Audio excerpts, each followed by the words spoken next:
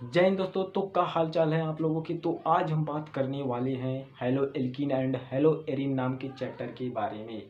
तो इसमें जो है हम सबसे पहले हेलो एल्कीन के बारे में जानेंगे। उसके बारे में यह जानेंगे कि उसके बनाने की विधि क्या है, उसके रासायनिक गुण क्या है, उसके भौतिक गुण क्या हैं। तब जब यह पूरा हो जाएगा तब इसके बाद जो है हम हेलो एरिन को शुरू करेंगे। तो हम जो है हेलो एल्केन के बारे में समझते हैं कि हेलो एल्केन है क्या। देखिए जो है हेलो एल्केन जो है मैं आपको डायरेक्ट भी बता सकता हूँ, लेकिन जैसे अगर CH4 है मेथेन, तो मेथेन में से अगर हम जो है एक हाइड्रोजन को निकाल दें तो जो है और एक हाइड्रोजन को लगा दें तो इस तरह से जो है CH3Cl, तो जो बनेगा यही आपका हेलो एल्केन है। लेकिन ऐसे बताने से क्या फ़ायदा जब आपको समझ में नहीं आएगा, तो इससे बताने से क्या फ़ायदा। इसीलिए मैंने जो बताया है एक एक बात को बड़े अच्छी तरीके से बताया है कि क्या कैसे होता है। तो इस तरह से तो डायरेक्ट बताने से कोई फ़ायदा नहीं, इसलिए मैंने जो है एक एक बात को बड़े मस्त तरीके से बताया है। तो हम जो है हेलो एल्केन के बारे में समझते हैं कि हेलो एल्केन है क्या।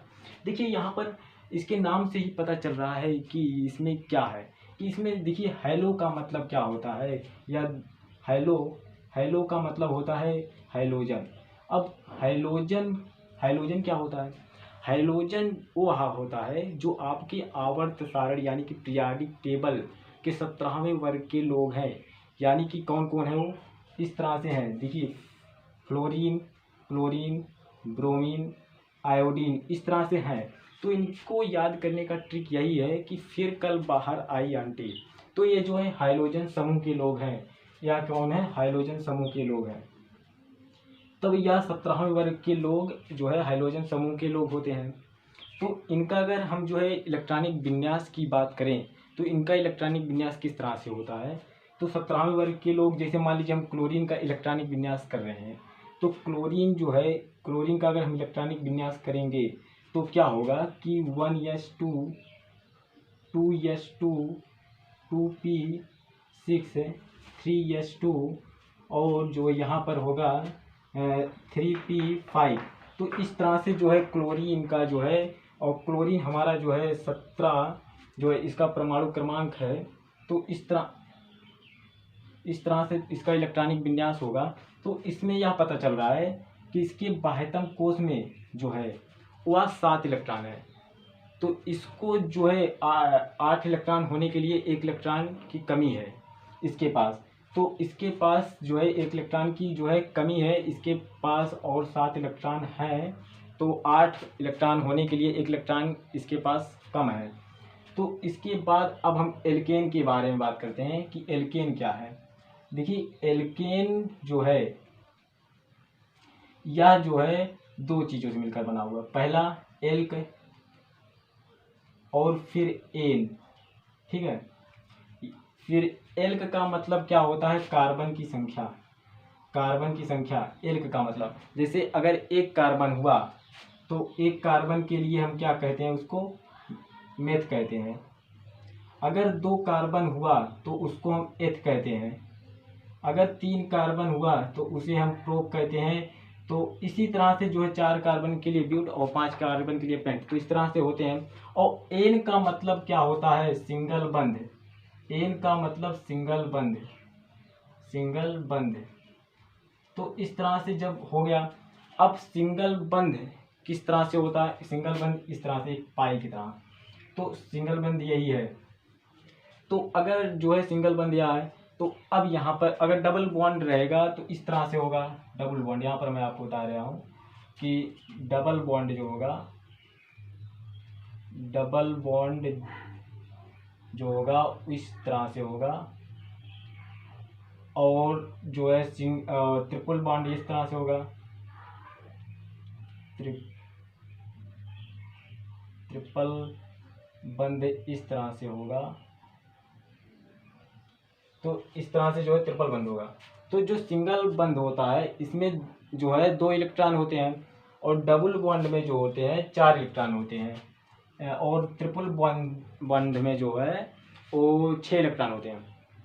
अब बात यहाँ पर ये है कि अगर हम जो है कार्बन की बात करें, कार्बन जो कि हमारा आवर्त सारणी यानी पीरियाडिक टेबल का जो है 14वें वर्ग का जो है तत्व है, तो वो उसकी बात हम अगर करें, उसका अगर हम इलेक्ट्रॉनिक विन्यास करें, कार्बन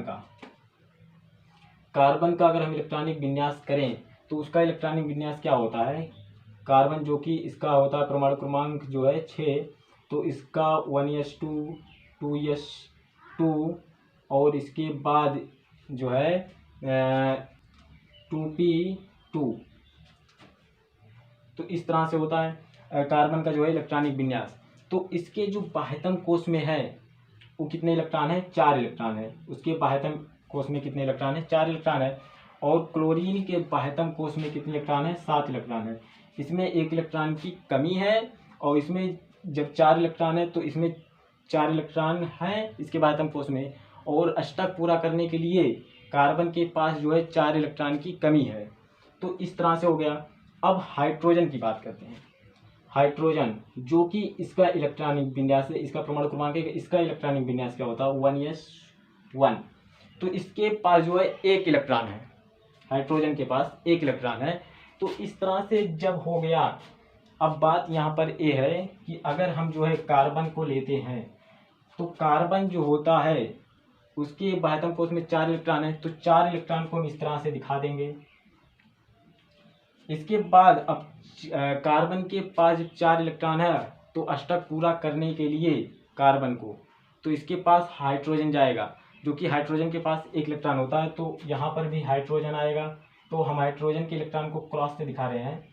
फिर यहाँ पर भी हाइड्रोजन होगा, फिर यहाँ पर भी, तो यहाँ पर भी हाइड्रोजन। तो इस तरह से जब 2 इलेक्ट्रॉन मिलते हैं तो सिंगल बंध बनता है। तो कार्बन जो है हाइड्रोजन के साथ सिंगल बंध बना लेगा, यहाँ पर भी सिंगल बंध, यहाँ पर भी सिंगल बंध, यहाँ पर भी सिंगल बंध। तो इस तरह से जो यह संरचना बना, इसे हम कहते हैं CH4। अगर हम इसको जो है ये फैला के जो लिखा गया है, इसके अगर हम बटोर के लिख देंगे तो जो है CH4 इसको कहेंगे। और तो इसके बाद जो है हम, तो इसमें से अगर जो है हाइड्रोजन को हटा दें, अब यह मीथेन है, मीथेन में से अगर हम हाइड्रोजन को हटा दें और इसके स्थान पर ये हाइड्रोजन परिवार के लोग जो है, चाहे फ्लोरीन को, चाहे क्लोरीन को, चाहे ब्रोमीन, चाहे आयोडीन, चाहे जिसको ले जाकर यहाँ पर जोड़ दें। मान लीजिए हम क्लोरीन को जोड़ रहे हैं, तो यहाँ पर क्लोरीन को लाकर जोड़ देंगे। तो आपको पता था कि जो है क्लोरीन के पास 1 इलेक्ट्रॉन की कमी थी, तो यहाँ पर आके जब वह जुड़ जाएगा तो उसका जो एक इलेक्ट्रॉन की कमी थी वह पूरा हो जाएगा। तो इस तरह से यह क्या हो जाएगा, CH3Cl। तो इस तरह से यह बन गया। तो जो ये CH3Cl बना, यही आपका हैलो एल्केन है, यही आपका हैलो एल्केन है। तो अब जब यह हैलो एल्केन है, अब कुछ बातें और हैं अब जैसे यह 1 कार्बन के लिए है तो इसको मेथेन कहें। जब 2 कार्बन के लिए करेंगे तो किस तरह से होगा, जैसे मान लीजिए C2H6 के लिए करेंगे तो 2 कार्बन है इसमें, तो इसमें 2 कार्बन, जैसे 1 कार्बन, तो 1 कार्बन हुआ। फिर इसको दूसरे कार्बन को जो है, एक कार्बन को दूसरे कार्बन से सिंगल बंध के द्वारा इस तरह से जोड़ देंगे। अब कार्बन को जो है 4 बंधे बनाने की जरूरत है। इसके देखिए, इस कार्बन के 1 बंध बन चुके हैं, अभी इस कार्बन के जो है 3 बंध बनाने की जरूरत है। तो 3 बंध बनाने के लिए क्या होगा कि हम यहाँ पर हाइड्रोजन को जोड़ देंगे। तो हाइड्रोजन को जब हम जोड़ देंगे, फिर यहाँ पर भी हाइड्रोजन को जोड़ देंगे, और यहाँ पर भी हाइड्रोजन को जोड़ देंगे। तो इस तरह से हो गया। तो इसमें भी अगर हम जो है हाइड्रोजन को हटा दें और यहाँ पर चाहे क्लोरीन, ब्रोमीन, आयोडीन, मतलब हाइड्रोजन परिवार के जो जितने लोग हैं या हाइड्रोजन समूह के जितने लोग हैं उनको लाकर हम यहाँ पर जोड़ें, चाहे मान लीजिए हम ब्रोमीन को जोड़ दें, तो जो बनेगा जो, तो जैसे यहाँ पर 2H5Br, तो यही जो है ये भी आपका हैलो एल्केन है, ये भी हैलो एल्केन है। तो इस तरह से ये आपकी क्या है, हैलो एल्केन है। अब बात यहाँ पर ये है कि क्या मैं जो है सिर्फ एक ही हाइड्रोजन, जैसे मेथेन में से सिर्फ एक ही हाइड्रोजन हटा सकता हूँ, ऐसी बात नहीं है। आप जो है मेथेन में से चाहे इस हाइड्रोजन को उठा के फेंक दीजिए और यहाँ पर चाहे क्लोरीन, ब्रोमीन, चाहे जिसको लाके जोड़ दीजिए हाइड्रोजन परिवार के, और यहाँ इस हाइड्रोजन को भी उठा के आप फेंक दीजिए, और यहाँ पर जो है आप चाहे क्लोरीन, चाहे जिस हाइड्रोजन परिवार के, चाहे जिस चीज को लाकर यहाँ पर जोड़ सकते हैं, चाहे क्लोरीन ब्रोमीन चाहे, और यहाँ पर भी जो आप इस हाइड्रोजन को हटाकर यहाँ पर भी आप हाइड्रोजन समूह के चाहे जिसको जोड़ सकते हैं, चाहे क्लोरीन ब्रोमीन चाहे जिसको। अब जैसे हम जो है इतनी बातों को जान गए, तो इसके आगे हम कुछ और बातें जानते हैं। यहाँ पर जो है मेथेन है यानी कि CH4, तो इसे अगर हम जो है बटोर के लिखे हैं, तो इसको अगर हम फैला के लिखेंगे इस तरह से तो क्या होगा, तो इस तरह से इसकी संरचना होगी। जब इसकी संरचना होगी, इसकी संरचना इस तरह से होगी, तो जब इसकी संरचना इस तरह से है, तो अब इसमें जो है अगर हम इस हाइड्रोजन को हटा दें और यहाँ पर क्लोरीन को लगा दें, जिससे इस तरह से, यानी कि यहाँ पर हाइड्रोजन है, फिर इसके बाद यहाँ पर भी हाइड्रोजन, यहाँ पर भी हाइड्रोजन, और यहाँ पर हम क्या लगा दिए, क्लोरीन, जो कि हाइड्रोजन परिवार का लोग है। तो इस तरह से हो गया। तो इसको अगर हम बटोर के लिखेंगे इसको, तो क्या होगा, CH3Cl, इस तरह से होगा, ठीक है। अब इसके बाद फिर यहाँ पर देखिए, इस चीज़ को अगर हम, अभी तो हम इस हाइड्रोजन को हटाए, अब की बार जो है इस हाइड्रोजन को हटा रहे हैं, देखिए किस तरह से, यहाँ पर हाइड्रोजन है, फिर यहाँ पर भी जो है क्लोरीन है, क्योंकि यहाँ पर क्लोरीन लगा हुआ है, फिर यहाँ पर हाइड्रोजन, यहाँ पर फिर क्या हमका लगा दिया, हाइड्रोजन को हटाकर क्लोरीन। तो इसके बाद इसकी संरचना क्या होगी, इसकी संरचना इस तरह से होगी, CH2Cl2, इस तरह से होगा, CH2Cl2। फिर इसके बाद जो है अभी हम इस हाइड्रोजन को हटा रहे हैं, इस वाले, तो इस वाले को हटाएंगे तो क्या होगा, देखिए, तो इस तरह से यहाँ पर Cl लगा है, यहाँ पर भी Cl है, यहाँ पर कार्बन है, इससे इसे जोड़ देंगे, फिर यहाँ पर हाइड्रोजन है, यहाँ पर भी क्या हो गया, क्लोरीन। तो इसकी संरचना इस तरह से होगी, यानी कि CHCl3। फिर इसके बाद अभी ये हाइड्रोजन है, अब इस हाइड्रोजन को हटाते हैं तो क्या होगा, इस हाइड्रोजन को हटाते हैं तो क्या होगा, तो देखिए सब जगह जो है Cl लग जाएगा, यहाँ पर भी Cl, यहाँ पर भी Cl, यहाँ पर भी Cl, यहाँ पर भी Cl। तो इसकी संरचना इस तरह से होगी, CCl4। अब बात यहाँ पर है कि जब हम जो एक हाइड्रोजन को उठा के फेंक दिए और वहाँ पर लाके हाइड्रोजन को जोड़ दिए, तो जो ये है, तो इसे हम कहेंगे मोनो हैलो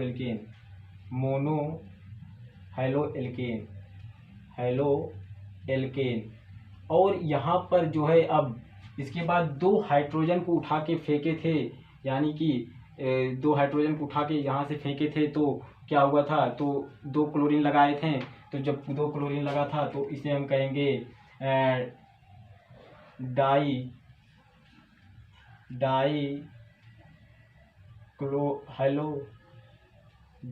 हैलो एल्केन, इसको हम कहेंगे, क्या कहेंगे, डाई हैलो एल्केन। इसके बाद जो हम तीन जो है हाइड्रोजन को उठा के फेंक दिए थे, तो तीन क्लोरीन लगा दिए थे, तो इसको हम कहेंगे ट्राई हैलो एल्केन। लेकिन एक बात यहाँ पर ये है कि इसे हम क्लोरोफॉर्म भी कहते हैं, इसे हम क्या कहते हैं, क्लोरोफॉर्म, या फिर इसे हम कहते हैं क्लोरोफॉर्म, इसे हम क्लोरोफॉर्म के नाम से भी जानते हैं, CHCl3 को। फिर इसके बाद यहाँ पर जो है हम सारे हाइड्रोजन को उठा के फेंक दिए थे, इसके बाद 4 क्लोरीन को लगा दिए थे, तो इसे हम कहेंगे टेट्रा हैलो एल्केन,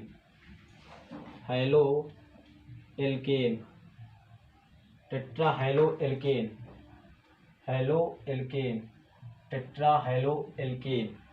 तो इस तरह से जो है हम देख रहे हैं कि हाइड्रोजन, जब एक हाइड्रोजन था तो उसे मोनो हैलो एल्केन, दो था तो डाई हैलो एल्केन, जब तीन हाइड्रोजन लगा हुआ था तो ट्राई हैलो एल्केन, और 4 हाइड्रोजन लगा हुआ था तो टेट्रा हैलो एल्केन। तो इससे हमें पता चल रहा है कि हाइड्रोजन की संख्या के आधार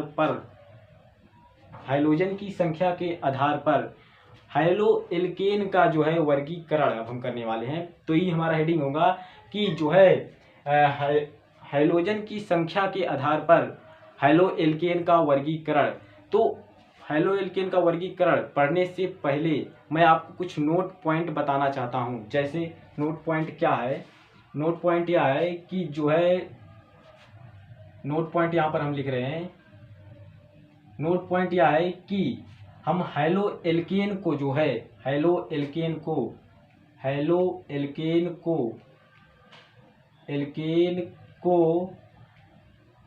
RX से भी दिखाते हैं, प्रदर्शित करते हैं या दिखाते हैं, बात एक ही है।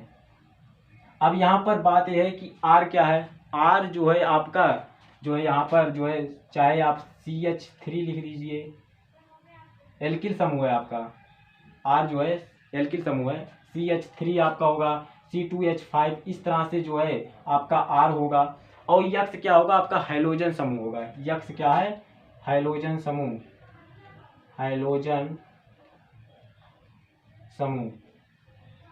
तो जब इस तरह से यह हो गया, ये पहला पॉइंट हो गया।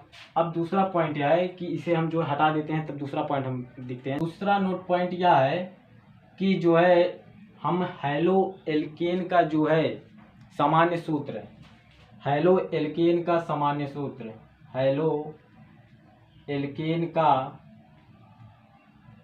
सामान्य सूत्र, सामान्य सूत्र, हैलो एल्केन का सामान्य सूत्र यह होता है CnH2n+1 और यक्स। अब यन जो है यहाँ पर यन बराबर आप चाहे 1 2 3 ऐसे से कुछ भी ले सकते हैं। और यक्स का मतलब यहाँ पर जो है यक्स का मतलब होता है हाइड्रोजन समूह। तो हाइड्रोजन समूह आप जानते हैं कि जो है क्लोरीन, ब्रोमीन, आयोडीन, इस तरह से ये क्या है, हाइड्रोजन समूह है। हाइड्रोजन समूह यहाँ पर यक्स का मतलब होता है, यक्स का मतलब हाइड्रोजन समूह।